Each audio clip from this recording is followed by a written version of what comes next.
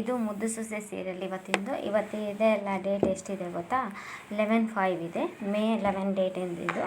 ಅಂದರೆ Monday episode ಆಗಿರುತ್ತೆ. ಈ ಎಪಿಸೋಡ್ ಸ್ಟಾರ್ಟಿಂಗಲ್ಲಿ ಎಲ್ಲರೂ ಹಾಲ್ ಒಳಗೆ ಕುಂತಿರ್ತಾರೆ. ಲಾಯರು ಶಿವರಾಮೇಗೌಡ ಮತ್ತು ಗೋವಿಂದೇಗೌಡ ಮತ್ತು ಅವರು ಚಂಪಾ ಮತ್ತು ಮೋನ ಮತ್ತು ಆಮೇಲೆ ಇವರೆಲ್ಲರ ಮನೆಯಲ್ಲೇ ಅಜ್ಜಿ ಇದ್ದು ಸುಮ್ಮನೆ ಇರಬೇಕಿಲ್ಲ. ಅಮ್ಮಮ್ಮ ಇದ್ದು ಏನಂತಾಳ ನೋಡಪ್ಪ, ನಯಾ ಪೈಸಾ ಅಥವಾ ಏನೋ ಅಜ್ಜಿ ಹೇಳ್ತಾಳೆ, ಈ 3 ಕಾಸಿನ ಬೆಲೆ ಇಲ್ಲದೆ ಇರೋ ಬೆಲೆ ಇಲ್ಲದ ಈ ಮೂಲೆಯಲ್ಲಿ ಬಿದ್ದಿರೋ ಬದಲು ಜೀವನ ಬೇಡಪ್ಪ ದೇವ್ರೆ, ನಿನ್ನ ಪಾದಕ್ಕೆ ಸೇರಿಸ್ಕೊಂಬಿಡು ನನ್ನನ್ನು ಅಂತ ಹೇಳ್ತಾನೆ. ಆವಾಗ ಗೋವಿಂದ ಇದ್ದು, ಅಮ್ಮ ಹಿಂಗೆ ಯಾಕೆ ಅಂತೀಯ ಅಂತೇಳಿ ಬೈತಾರ. ಈಗ ಏನಾಗಿದೆ ಅಂತ ಹಿಂಗೆ ಗೊಣಗ್ತಾ ಕುಂತಿದೀಯ ಅಂತ ಕೇಳ್ದ. ಆ ಥರ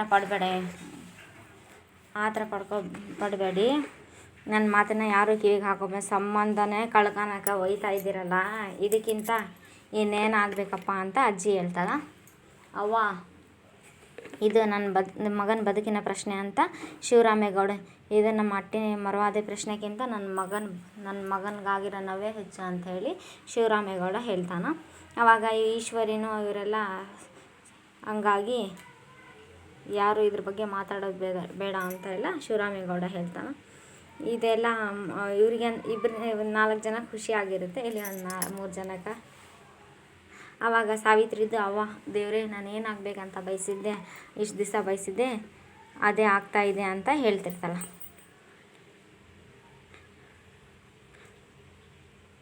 ಅವಳು ಈ ಮನೆಯಿಂದ ತೊಲಗಿದ್ರೆ ನಿನ್ನ ಭಾಗ್ಯದ ಬಾಗಿಲು ತೆಗಿತಂತ ಮಗಳಿಗೆ ಹೇಳ್ತಾಳೆ. ಯಾರೇನು ಹೇಳಿದ್ರು ಕೂಡ ಅವನ ನಿರ್ಧಾರನೇ ಮುಖ್ಯ ಅಂಥೇಳಿ ಶಿವರಾಮೇಗೌಡ ಹೇಳ್ತಾನೆ. ಲಾಯರೇ, ನೀವು ಕೆಲಸ ಮಾಡಿ ಅಂತ. ಸರ್, ನೀವು ಹೇಳಿದಂಗೆ ನಾನು ನೋಟಿಸ್ ರೆಡಿ ಮಾಡಿದ್ದೀನಿ, ನೀವು ಒಂದು ಸಲ ನೋಡಿದರೆ ಆಯಿತು ಅಂಥೇಳಿ ಹೇಳ್ತಾನೆ. ಆವಾಗ ಶಿವರಾಮೇಗೌಡ ಅದೆಲ್ಲ ಇಸ್ಕೊಂಡು ಚೆಕ್ ಮಾಡ್ತಾನೆ ಇರ್ತಾನೆ. ಅದನ್ನೆಲ್ಲ ಸಾವಿತ್ರಿಗಂತೂ ಖುಷಿ, ಸಾವಿತ್ರಿ ಮಗಳಿಗೂ ಖುಷಿನೋ, ಈ ಕಡೆ ಈಶ್ವರಿ ಮಗಳಿಗೂ ಖುಷಿ ಆಗಿರುತ್ತೆ. ಈ ಚಂಪಾಗೂ ಮೋನಾಗೂ ಮತ್ತು ಅಜ್ಜಿಗೂ ಸ್ವಲ್ಪನೂ ಇಷ್ಟನೇ ಇರಲ್ಲ ಇದೆಲ್ಲ. ಲಾಯರ್ನು ಒಂದು ಸಲ ಆಲೋಚನೆ ಮಾಡಿ ಅಂತೆಲ್ಲ ಹೇಳ್ತಾ ಇರ್ತಾನೆ. ಆವಾಗ ಸರಿ ಅಂಥೇಳಿ ಚಿತ್ರ ಆದಷ್ಟು ಬೇಗ ಈ ಸಂಬಂಧನ ಮುರ್ಕೊಂಡ್ಬಿಡ್ಬೇಕು ಅಂತ ಚಿತ್ರ ಮಗಳಿಗೆ ಹೇಳ್ತಿರ್ತಾಳೆ. ಹಿಂಗೆ ಆಗ್ಬಿಡ್ತು ಅವಳು ಈ ಅಟ್ಟಿ ಒಳಗೆ ಬರೋಕ್ಕೂ ಇಲ್ಲ. ಆವಾಗ ಸುಭಾಷನ ನಾವು ಮನೆಗೆ ಕರ್ಸ್ಕೊಳಕ್ಕೆ ಅನುಕೂಲ ಆಗ್ತೈತಿ ಅಂಥೇಳಿ, ಹಂಗೆ ಆಗುತ್ತೆ ಸುಮ್ಮನಿರವ ಅಂತ ಚಿತ್ರ ಹೇಳ್ತಿರ್ತಾಳೆ ಅವರಮ್ಮಗೆ. ಬಾಚಮ್ಮ, ಇಲ್ಲಿ ಕುಂತ್ಕೊಳಕ್ಕಾಗಿಲ್ಲ ನಿನಗೆ. ಲಾಯರು ನೋಟಿಸ್ ಸಿದ್ಧ ಮಾಡ್ಕೊಂಬಂದು ನಾನು ಒಂದು ಕಿತ ನೋಡಿದ್ದೀನಿ, ನಿನ್ನ ಸಮಾಧಾನಕ್ಕೆ ಇನ್ನೊಂದು ಕಿತ ನೋಡಿ, ನನಗೆ ಬೇಕಾಗಿರೋದು ಸಂಬಂಧ ಕಳ್ಕೊಳೋದೇ ಹೊರತು ಅಂಥೇಳಿ ಸೈನ್ ಮಾಡಿಬಿಡ್ತಾನೆ. ಅದು ಬೇರೆ ಯಾವುದು ಬೇಡ ಅಂತೆಲ್ಲ ಹೇಳಿ, ಅದು ಎಲ್ಲೆಲ್ಲಿ ಸೈನ್ ಮಾಡಬೇಕಂತ ಹೇಳಿ ನಾನು ಅಲ್ಲೆಲ್ಲ ಸೈನ್ ಮಾಡ್ತೀನಿ ಅಂತ ಹೇಳ್ತಾನೆ. ಆವಾಗ ನಾನು ಸೈನ್ ಮಾಡೋಕ್ಕೆ ಸಿದ್ಧ ಇದ್ದೀನಿ ಅಂತ ಹೇಳ್ತಾನೆ. ಹೇಳಿದಾಗ ಆವಾಗ ಶಿವರಾಮೇಗೌಡ ಗೋವಿಂದ ಅಂತ ಹೇಳ್ತಾನೆ. ಆವಾಗ ಶಿವರಾಮೇಗೌಡ ಗೋವಿಂದ ಅಂದಾಗ ಗೋವಿಂದ ಅವರು ಫೈಲ್ ಕೊಟ್ಟಾಗ ಲಾಯರು ಪೆನ್ ಕೊಡ್ತಾರೆ. ಲಾಯರು ಪೆನ್ ಕೊಟ್ಟು, ನಾನು ಪೆನ್ಸಿಲಲ್ಲಿ ಮಾರ್ಕ್ ಮಾಡಿದ್ದೀನಿ, ಆ ಮಾರ್ಕ್ ಮಾಡಿರೋ ಜಾಗದಲ್ಲೆಲ್ಲ ಸ್ವಲ್ಪ ಸೈನ್ ಆಗಿಬಿಡಿ ಸರ್ ಅಂತೆಲ್ಲ ಹೇಳ್ತಿರ್ತಾರೆ. ಆವಾಗ ಅಂಥೇಳಿ ಅಲ್ಲೇ ಟೀಪಾಯ್ ಇರುತ್ತಲ್ಲ ಅಲ್ಲಿ ಹಾಲಲ್ಲಿ, ಆ ಟೀಪಾಯ್ ಮೇಲೆ ಅಲ್ಲೇ ಪೇಪರೆಲ್ಲ ಇಟ್ಟು ಸೈನ್ ಮಾಡ್ತಾರೆ. ಅಜ್ಜಿ ಸೈನ್ ಮಾಡೋಕ್ಕೆ ಕೊಡೋಲ್ಲ. ಅಲ್ಲಿ ಒಂದು ಮಾತಾಡ್ತಾ ಅಜ್ಜಿ, ಬಂಗಾರದಂಥ ಬದುಕನ್ನ ಬೂದಿ ಮಾಡ್ಕೊಬೇಡ್ಕಂಡ್ಲ ಅಂತೆಲ್ಲ ಅಜ್ಜಿ ಬೈತಾಳೆ. ಅಜ್ಜಿ ಬೈದಾಗ ಎಲ್ಲರೂ ಇವ್ರಿಗೆ ಇಷ್ಟ ಇರಲ್ಲಲ್ಲ ಅಜ್ಜಿ ಹೇಳ್ತಾ ಇರೋದು, ಇದಕ್ಕೆ ಒಂದ್ಕಿತ ನನ್ನ ಮಾತು ಕೇಳ ಅಂತ ಅಜ್ಜಿ ರಿಕ್ವೆಸ್ಟ್ ಮಾಡ್ಕೊತಾಳೆ.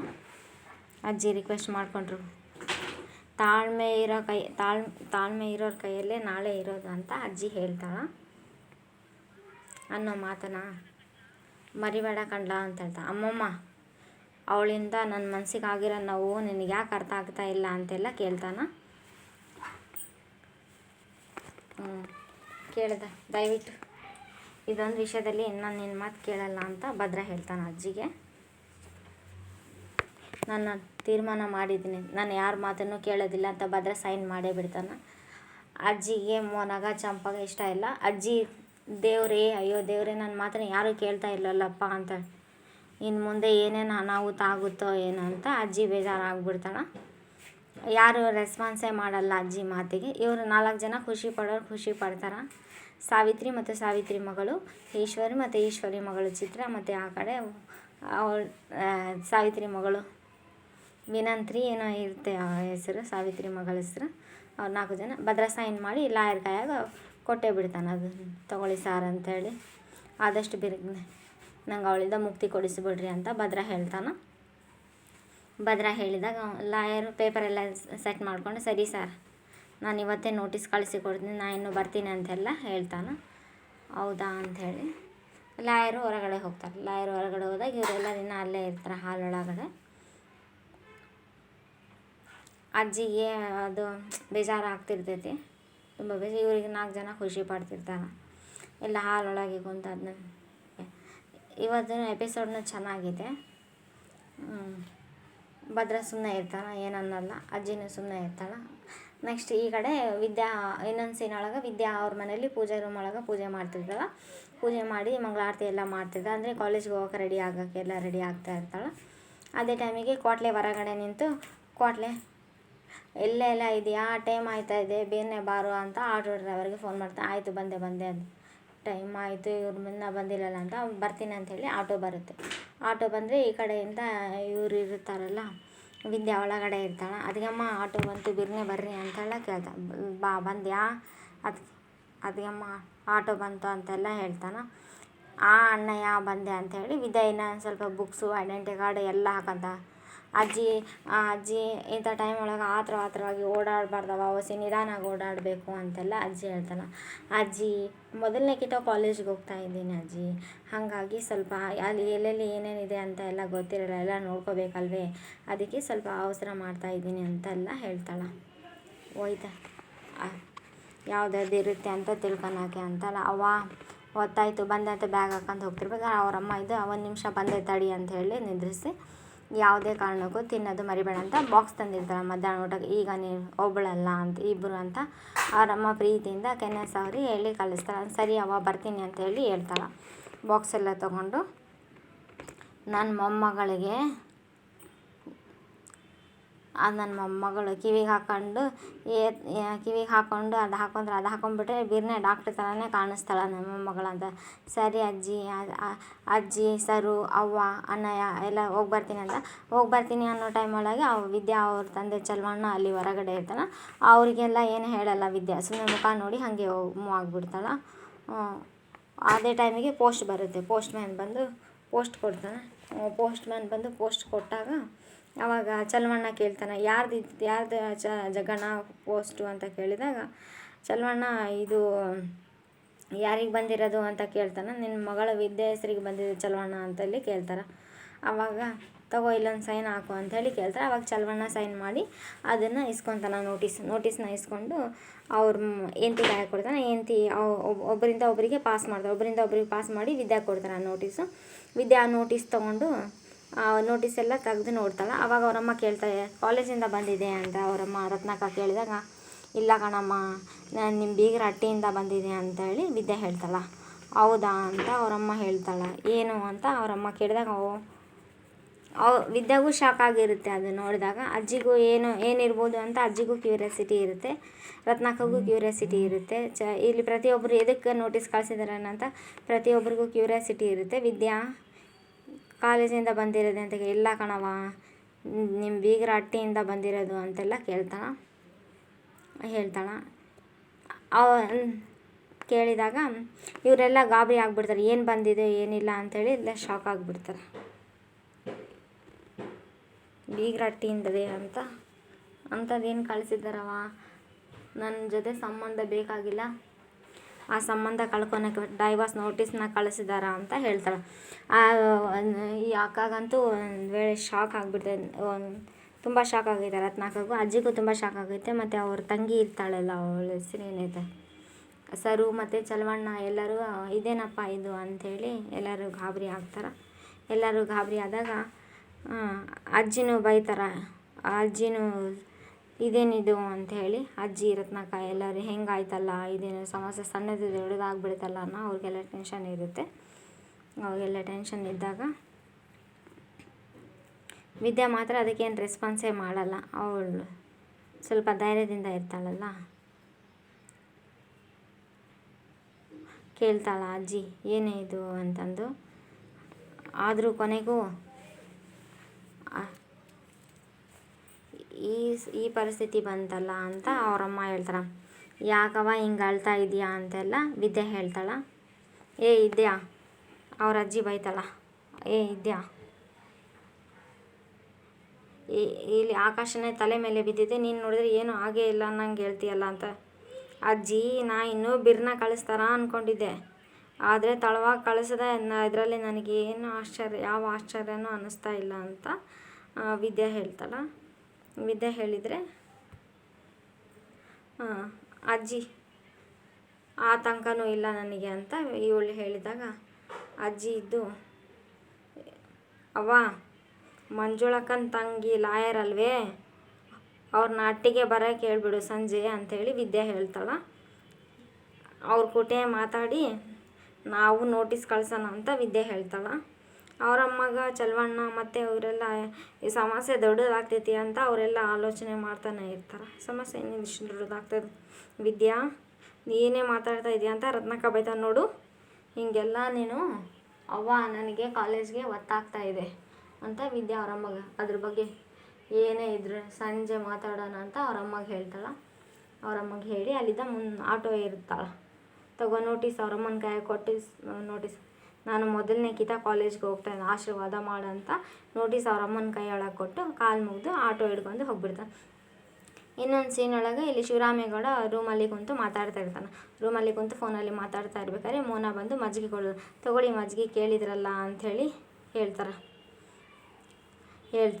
ಹೇಳಿದಾಗ ಆವಾಗ ಮುಂದೆ ಹೋಗಿ ಮತ್ತೆ ಒಂದು ಸ್ಟೆಪ್ ಮುಂದೆ ಹೋಗಿ ಮತ್ತೆ ಬರ್ತಾಳೆ. ಒಂದು ಸ್ಟೆಪ್ ಮುಂದೆ ಹೋಗಿ ಬಂದು ರೀ ಅಂತ ಹೇಳ್ತಾಳೆ. ಏನು ಮೋನ ಅಂತ ಹೇಳಿದರೆ, ನಮ್ಮ ಕಣ್ಮಣಿಗೆ ಈಗ 21 ತುಂಬುತ್ತೆ ಅಂಥೇಳಿ ಹೇಳ್ತಾಳೆ. ಹಾಂ ಹೌದಲ್ವಾ, ಎಷ್ಟು ವರ್ಷ ಆಯ್ತಲ್ಲ ಅಂತ ಅವರು, ನಿಮಗೆ ನೆನಪಿದೆ ಅಲ್ವಾ ಅದು ಹೆಂಗೆ ಮರೆಯೋಕ್ಕಾಗುತ್ತೆ, 11 ವರ್ಷದಲ್ಲಿದ್ದ ಅವಳು ಹುಟ್ಟಿದ ಹಬ್ಬ ಆಚರಣೆ ಮಾಡೋಕ್ಕಾಗದೆ ಬರೀ ಫೋನ್ ಒಳಗೆ ಶುಭಾಶಯ ಹೇಳ್ತಾ ಇದ್ದೀವಲ್ಲ ಅಂತ ಹೇಳ್ತಾಳೆ. ಅಷ್ಟು ವರ್ಷಕ್ಕೆ ಒಂದ್ಕಿತಾನಾದರೂ ಮಗಳ ಮುಖ ನೋಡೋಕ್ಕೆ ಆಗ್ತಾ ಇಲ್ವಲ್ಲ ಅಂತ. ರೀ ನಿಮ್ಮ ಬೇಸರ ಏನಂತ ನನಗೆ ಅರ್ಥ ಆಗ್ತಾಯಿದೆ, ಏನು ಮಾಡಬೇಕು, ನಮ್ಮ ಅಣ್ಣನ ಮನೆಯಲ್ಲಿ ಇದ್ದಾಳಲ್ಲ ಅಂತ ಎಲ್ಲ ಹೇಳ್ತಿರ್ತಾಳೆ. ಅವರು ನಮ್ಮ ಕಣ್ಮಣಿ ಅಲ್ಲಿರೋದ್ರಿಂದ ಅವ್ರು ಸಂತೋಷವಾಗಿಲ್ಲ ಇದ್ದಾರಲ್ಲ ಅಂತ ಅವರು ಅವಳನ್ನ ಮಗಳಿಗಿಂತ ಹೆಚ್ಚಾಗಿ ಬೆಳೆಸಿದಾರ ಅಂತೆಲ್ಲ. ಅದಕ್ಕಿಂತ ಹೆಚ್ಚಾಗಿ ನಿಮ್ಮಣ್ಣ ಮಿಲ್ಟ್ರಿಯಲ್ಲಿರೋದ್ರಿಂದ ಅವಳನ್ನ ಶಿಸ್ತಿನಿಂದ ಬೆಳೆಸ್ತಾ ಇದ್ದ ಅನ್ನೋ ಕಾರಣಕ್ಕೆ ಅವಳ ಮೇಲೆ ಏಟೇ ಪಿರುತಿ ಇದ್ದರೂ ಕೂಡ ಅವಳನ್ನ ಅಲ್ಲಿ ಇರೋದಕ್ಕೆ ದಿಟಾರಿ. ಆದರೆ ಇಷ್ಟು ವರ್ಷ ಹೆಂಗೋ ಕಳೆದೋಯ್ತು, ಈಗ ಅವಳನ್ನ ಅಲ್ಲಿ ಬಿಡೋಕ್ಕಾಯಿತೆ, ಇವಳಿಗೀಗ 21 ವರ್ಷ ತುಂಬಿತಲ್ಲ, ಆದ್ಮೇಲೆ ಒಂದು ಒಳ್ಳೆ ಗಂಡು ನೋಡಿ ಮದುವೆ ಮಾಡಬೇಕಲ್ವೇ ಅಂತ ಕೇಳ್ತಾಳೆ. ಹಾಗೆ ಮಾಡೋಣ ಬಿಡು ಅಂತ.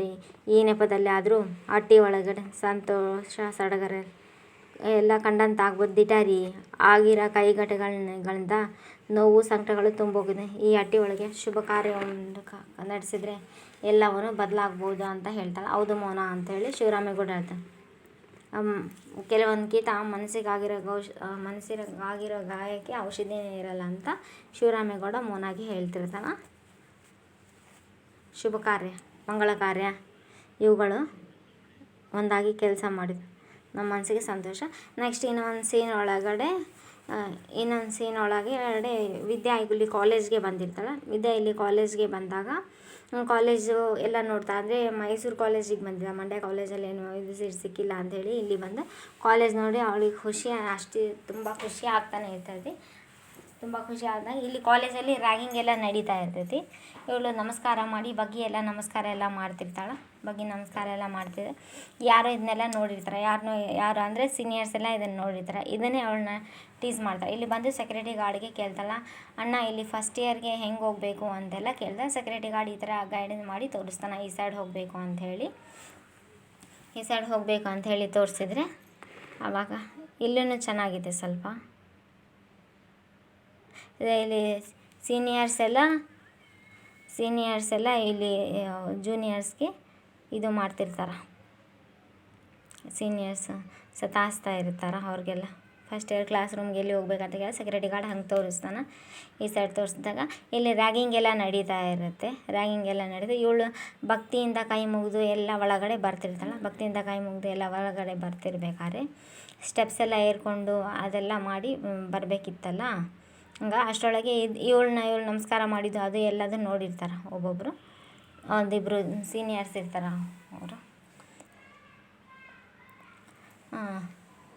ಇವಳು ನೋಡಿದ್ರು ಇವಳು ಕಾಲೇಜಿಗೆ ಬರ್ಬೇಕಾದ್ರೆ ಇದನ್ನ ದೇವಸ್ಥಾನ ಅಂತ ಕನ್ಫ್ಯೂಸ್ ಮಾಡ್ಕೊಂಡ್ಬಿಟ್ಟಿದ್ದಾಳ ಅಂತ ಕೇಳ್ತಾಳೆ. ಅದಕ್ಕೆ ಯಾಕೋ ತಲೆ ಕೆಡಿಸ್ಕೊತ ಬಂದಬೇಡ ಚೆಕ್ ಮಾಡಿದ್ರೆ ಆಯಿತು ಬಿಡು ಅಂತ ಅದರಲ್ಲಿ ಒಬ್ಬಾತ ಹೇಳ್ತಾನೆ. ಒಬ್ಬಾತ ಹೇಳಿದಾಗ ಆವಾಗ ಬೇರೆ ಗರ್ಲ್ಸಿಗೆಲ್ಲರೂ ಅಂಥದ್ದು ಕೂಡಿಸೋದು ಬಸ್ಕಿ ಹೊಡಿಸೋದೆಲ್ಲ ಮಾಡ್ತಿರ್ತಾರೆ. ಅದೇ ಟೈಮಿಗೆ ವಿದ್ಯಾ ಬಂದು ಎಕ್ಸ್ಕ್ಯೂಸ್ ಮೀ ಅಂತ ಕೇಳ್ತೀನಿ. ಎಕ್ಸ್ಕ್ಯೂಸ್ ಮೀ ಅಂತ ಇಲ್ಲಿ ಫಸ್ಟ್ ಇಯರ್ ಕ್ಲಾಸ್ ರೂಮ್ ಯಾವ ಕಡೆ ಹೋಗೋದು ಅಂತೆಲ್ಲ ಕೇಳ್ತಾಳೆ.